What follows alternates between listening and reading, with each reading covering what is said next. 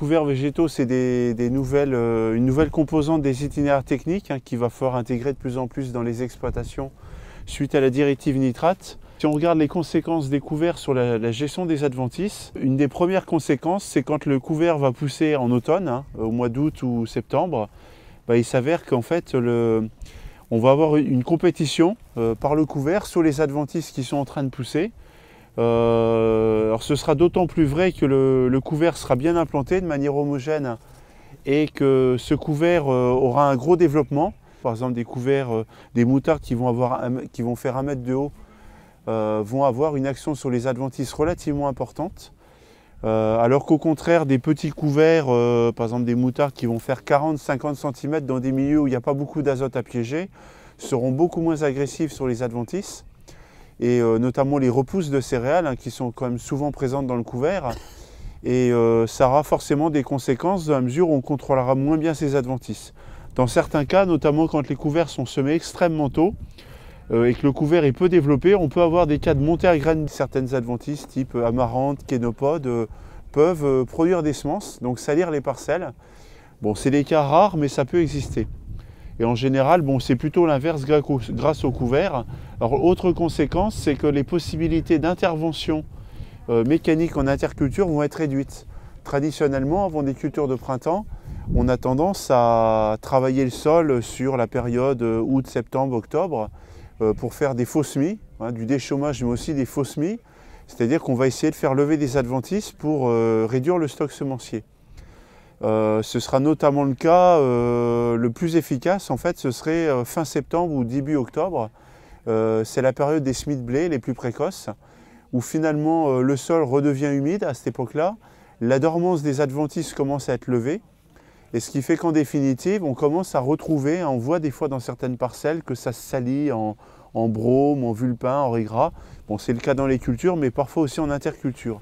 Et cette possibilité-là va disparaître en implantant les couverts végétaux, dans la mesure où cette période fin septembre et octobre va être complètement neutralisée par la présence d'un couvert. Voilà. Donc quel sera l'effet à long terme sur le stock semencier?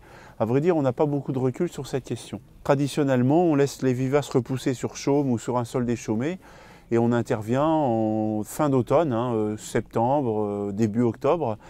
Et on a des bonnes conditions d'humidité, d'hygrométrie, de température, humidité du sol, et donc les vivaces ont eu le temps de repousser et ça permet de s'en occuper. Qu'est-ce qui va se passer avec les couverts? On va devoir modifier les périodes sur des vivaces parfois moins repoussées. Ça interroge aussi. Alors malgré tout, tout ne sera pas forcément négatif. On a déjà vu des situations plutôt bénéfiques, dans la mesure où, par exemple, la présence d'un mulch dans la culture suivante, lorsque la culture est implantée sans labour, peut limiter l'élevée d'adventices. Quand les gens démarrent les couverts végétaux, il y a des fois des erreurs qui sont faites en mettant des couverts assez durs à détruire, et parfois il faut les gérer dans la culture suivante.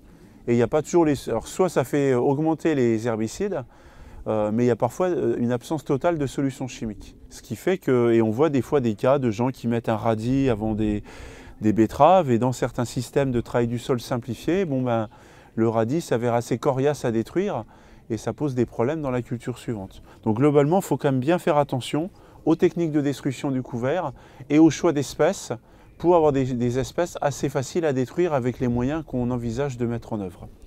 Alors justement, les moyens de destruction, ils sont relativement nombreux. Le plus simple, c'est finalement le gel où il n'y a pas besoin d'intervenir. Donc on va avoir une opération qui est gratuite, qui ne demande aucun temps. Autre moyen, le broyage, qui est assez répandu, surtout sur des plantes hautes qui se coupent facilement et qui ne repousseront pas. Alors c'est l'exemple typique de la moutarde blanche. Il n'y a pas beaucoup d'espèces autres finalement sensibles au broyage. Toutes les graminées, le radis, le trèfle ont tendance à passer un peu à travers ce mode de destruction. Par contre, l'avantage de cette technique, c'est que finalement, elle passe un peu dans toutes les conditions. Enfin, c'est pas trop contraignant. Par contre, le coût, lui, est élevé. Au niveau des techniques de travail du sol, il y a beaucoup de gens qui labourent avant leur culture de printemps. Alors quand on fait un labour de printemps au mois de mars, c'est globalement pas forcément bien indiqué pour détruire la culture intermédiaire parce que ça suppose qu'on n'ait pas détruit le couvert avant. Et donc ça fait des destructions extrêmement tardives qui peuvent avoir des effets dépressifs sur la culture. Il peut y avoir une concurrence pour l'eau, pour l'azote, pour la culture suivante. Donc ça va poser problème. Par contre, quand on fait un labour d'hiver, du côté du mois de novembre, c'est une période qui peut permettre de préparer le sol, comme l'agriculteur le fait habituellement, et en même temps de détruire la culture intermédiaire. La seule limite, c'est quand on a des couverts très développés qui sont très hauts. Alors, on revient encore à l'exemple de la moutarde. Quand on a des moutardes qui font 80 cm ou plus, les enfouir directement par un labour sans rien faire d'autre, c'est quand même assez difficile, voire impossible.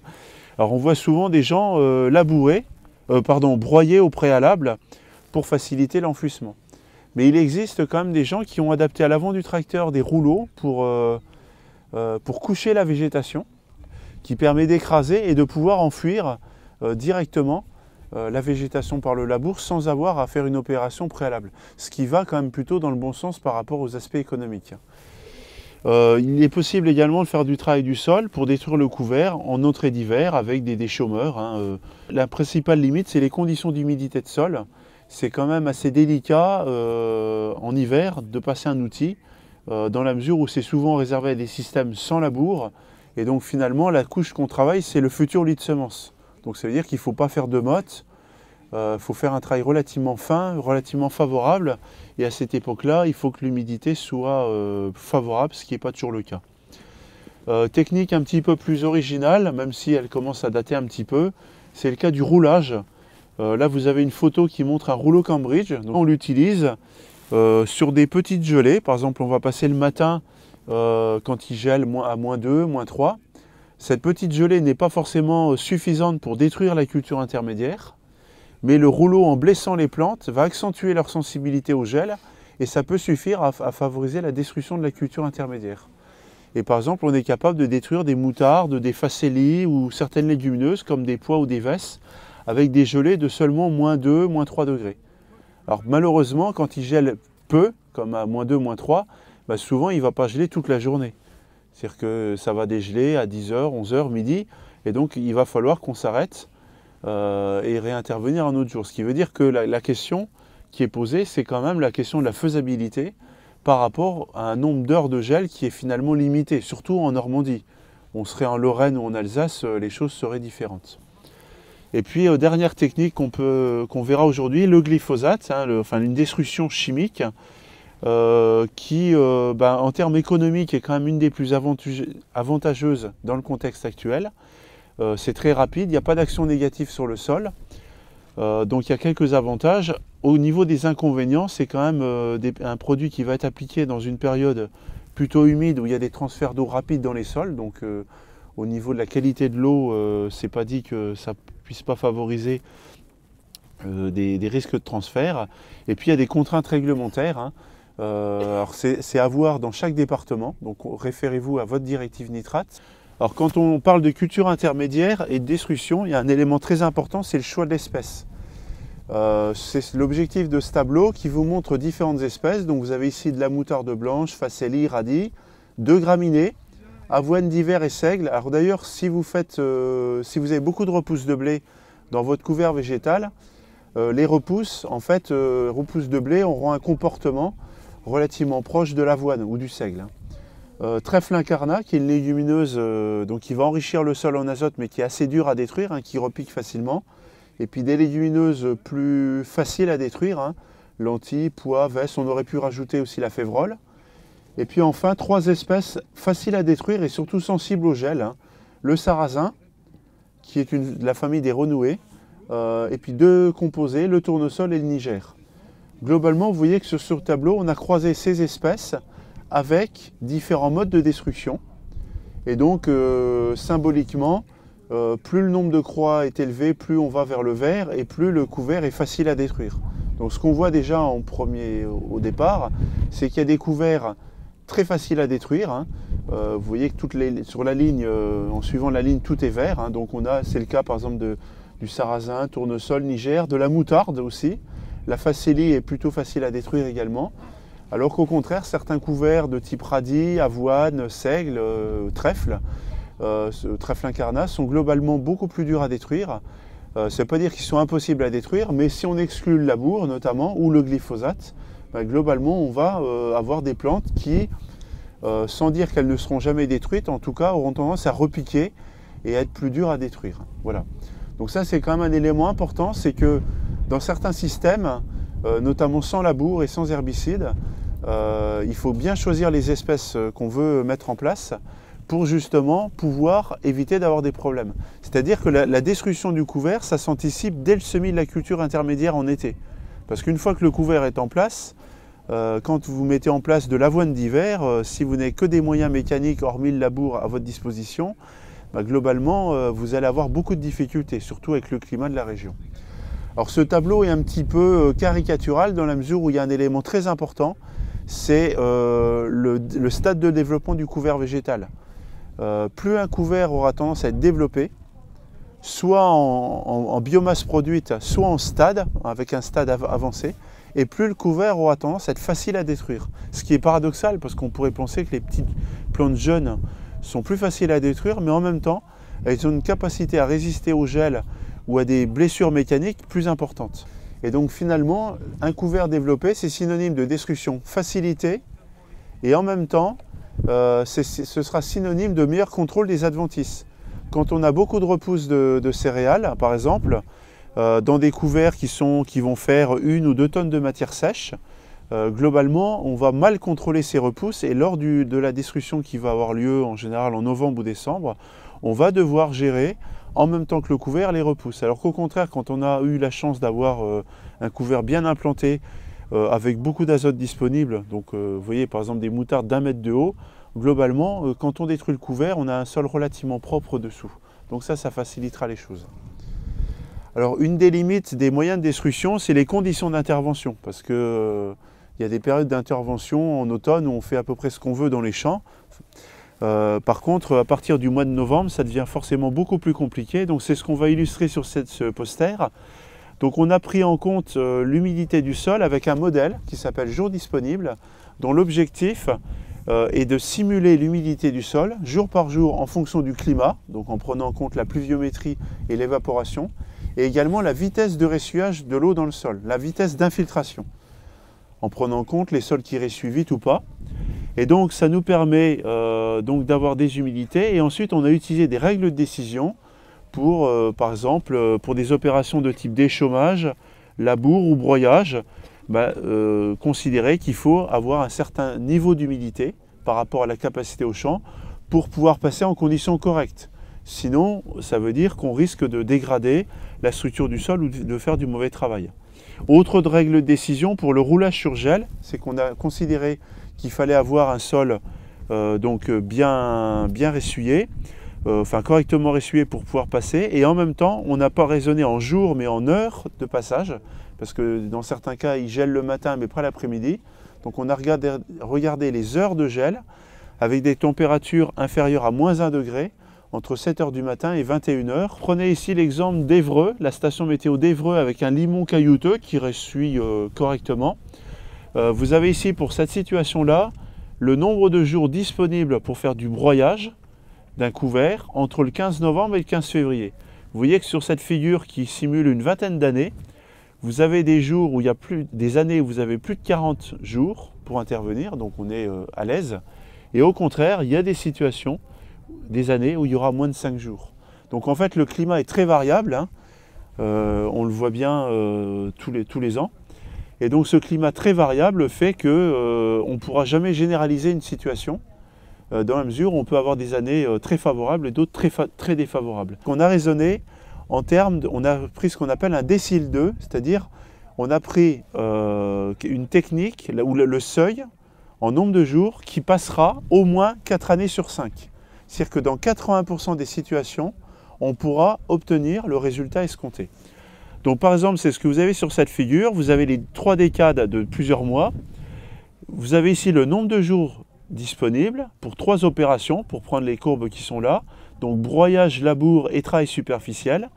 Vous voyez à peu près à 6 jours par décade, donc 6 jours sur 10, atteignables au moins 4 années sur 5, donc on voit quand même qu'on peut intervenir assez facilement au mois de septembre et début octobre pour faire du broyage, du déchômage ou du labour. Et puis on voit que au fur et à mesure que l'automne passe, le nombre de jours par décade décroît et devient quand même globalement plutôt faible sur la période, ça décroît progressivement, mais on va dire qu'à partir de mi-novembre, ça commence à devenir compliqué, il y a quasiment plus de possibilités sur fin janvier, début février.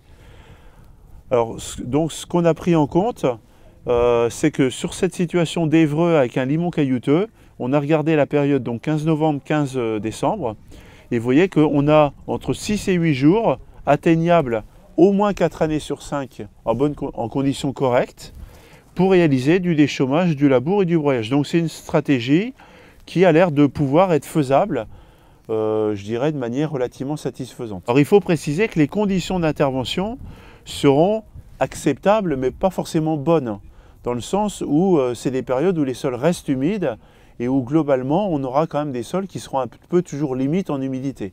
Voilà. C'est-à-dire que quand on va passer le broyeur, on aura tendance à toujours tasser un peu sous les roues.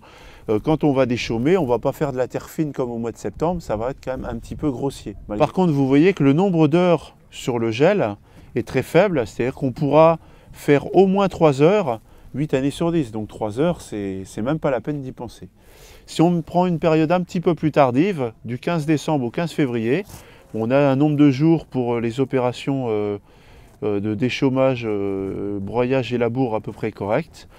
On reste sur un nombre d'heures de roulage sur gel qui reste quand même assez faible, qui fait que cette technique, on ne l'envisagera pas trop dans la région. Après, si on prend une autre situation, à Brionne, donc en allant vers un climat un peu plus humide, un peu plus maritime, et sur un limon épais. Donc déjà un sol qui respire un petit peu moins vite. Sur la première période du 15 novembre au 15 décembre, on va avoir un jour atteignable 4 années sur 5. Alors ça ne veut pas dire qu'on ne pourra jamais rien faire, mais que si on ne peut faire une opération qu'une année sur 2, ça veut dire que les autres années, on va soit ne pas passer, soit on va faire ce travail en conditions franchement plus que limites, c'est-à-dire en dégradant la structure du sol, très clairement. Le roulage, c'est très faible, hein, et sur une période un peu plus tardive, c'est guère mieux. Avec le broyeur, ça passera encore à peu près, sans être trop regardant sans doute sur le tassement, mais pour les autres opérations, ça devient vraiment difficile.